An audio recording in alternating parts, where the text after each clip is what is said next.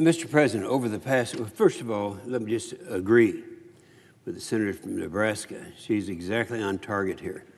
This is the problem. We're in I've said several times, I cannot remember a time that we have not been, that we've been a greater threat than we are today. Over the past 2 weeks, just kind of let you know where we are now. The Armed Services Committee held 2 classified sessions and 2 open hearings on Afghanistan.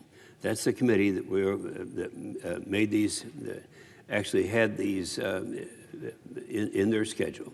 These are really eye-openers, and I think we have a lot of time to uncover about what happened and where we go from here.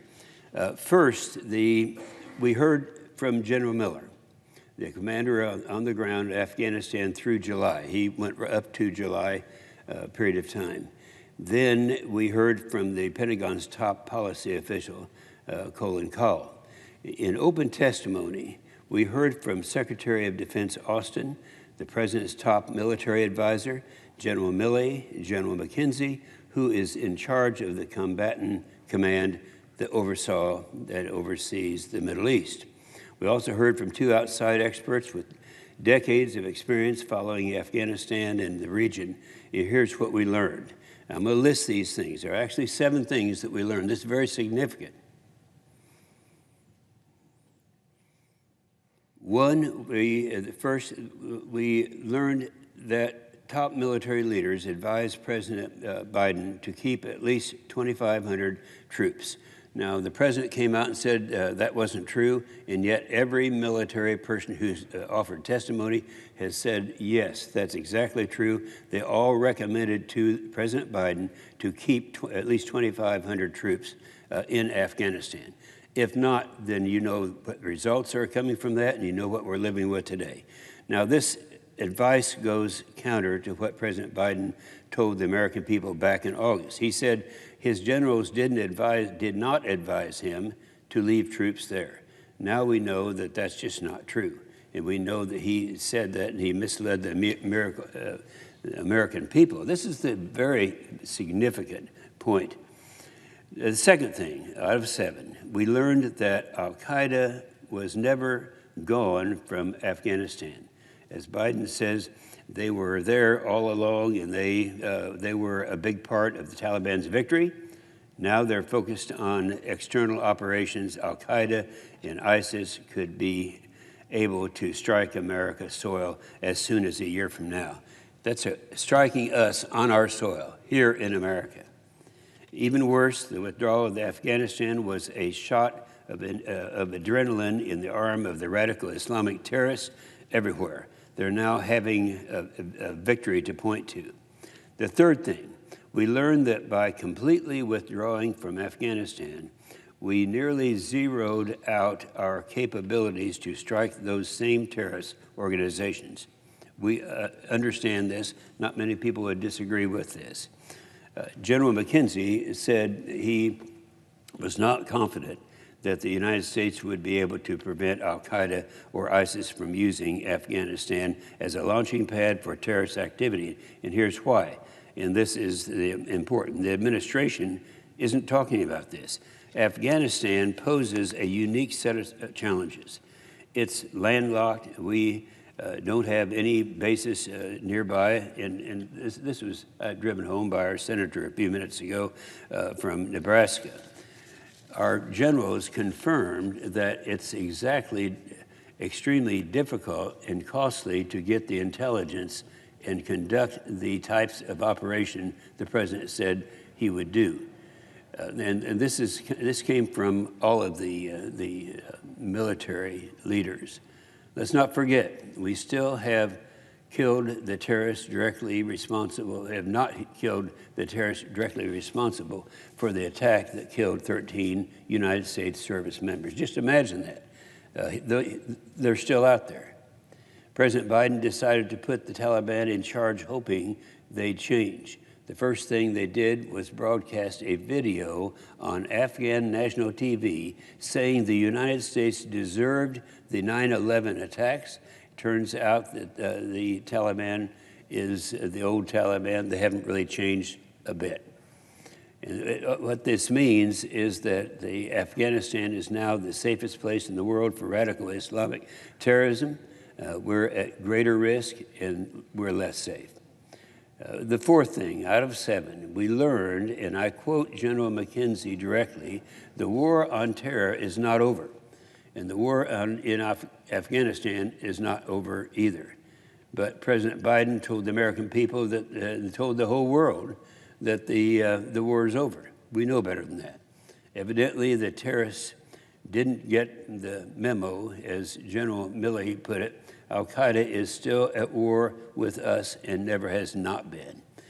Number 5, we learned without a shadow of doubt that our allies and partners, and our adversaries too, that they are questioning our credibility and resolve. In fact, General Milley said our credibility has been damaged. At least the last week's hearing, our experts confirmed that President Biden's botched withdrawal has caused our allies to question our ability to stick to our strategies and policies. And number 6, we learned that our military leaders would not call President Biden's evacuation operation an extraordinary success like he did. General Milley called it a strategic failure. Now, I want to be clear, this wasn't a failure on the part of our troops. Our troops served admirably. They rescued 120,000 people. They did what they were told to do. Their commander-in-chief led them astray. As Dr. Vali Nasser said just the other day, he told the committee, our committee, last Thursday, the end game in Afghanistan was not our finest moment. That is an understatement, and that's someone trying to figure out some way to justify what went on. And lastly, 7, we learned that President Biden simply ignored the conditions-based approach. Now, one thing I'll say about the previous approach, people are confused as sometimes what our previous president said. He had a condition-based approach, and the hallmark or the center of that condition base was that we would leave troops there to protect our Americans. We don't even know right now even how many Americans are there. So we learned that President Biden simply ignored the conditions-based approach. President Biden could have easily said, quote, the Taliban has not met our conditions. We're going to stay in Afghanistan and ensure no terrorists are able to hit us. And that's what his military advisors recommended that he say, and he didn't do that. In fact, President Biden ignored the conditions on the ground and instead decided to accept a significant amount of strategic risk. That means the United States is left safe today, and our credibility for the future is shot through, and that's what his decision means. We lost credibility because we left Americans and our Afghan allies behind. No one will believe what America says after this, and I'm not sure why they should. I can't think of a time in history that this has happened. This is something that just was brand new. One thing we didn't get clear answers on, despite the repeated bipartisan requests, exactly how many Americans and Afghan partners did we leave behind, and what's going to happen to them. DOD pointed out to the State Department and vice versa, and that's just unacceptable. We don't know how many people we left behind. You know, the Secretary actually made a statement approximating at one time between 300 and 400 and 500, and the next approximation was closer to 10,000. So we don't really know that. It's bad enough that we leave them behind, but we don't even know how many people we leave. So these are the answers. This is why I'm going to continue calling for more hearings until we get them. We got to get the answers to this. This isn't going to go away. And why does all of this matter? America is less safe than we were before because of President Biden's decisions. 6 years ago, former Secretary of Defense Robert Gates said, quote, I think Biden has been wrong on every major foreign policy and national security issue over the past 4 decades. America is now more vulnerable to terrorist attacks. We all understand that, and the whole world understands that. And we have no plan to meet that threat. We also have to think about what this means for our biggest challenge, and that is, of course, our challengers, China, Russia, North Korea, Iran. They're all celebrating now. China is engaged in a historic nuclear buildup, one that we've never seen anything like before. Russia just conducted its largest military exercise in 4 decades. They are watching this debacle and thinking how weak America looks. You know, if President Biden can't get counterterrorism right, how can his administration put together a strategy to confront China and Russia? Unfortunately, the strategic failure of our Afghanistan exit is encouraging our adversaries to test us, the exact opposite of deterrence. And that's what I'm worried about now. I'm more worried about it after last week.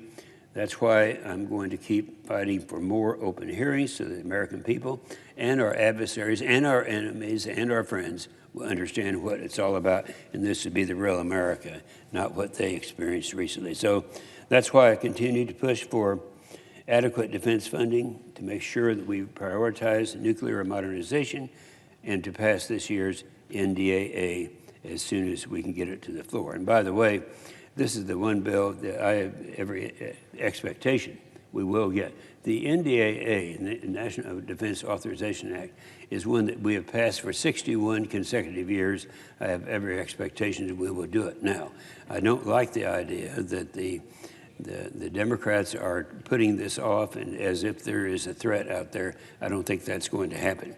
But that's why we got to keep getting to the bottom of this. We've taken up some big hits out there, and we got to recover. Okay? With that, I yield the floor.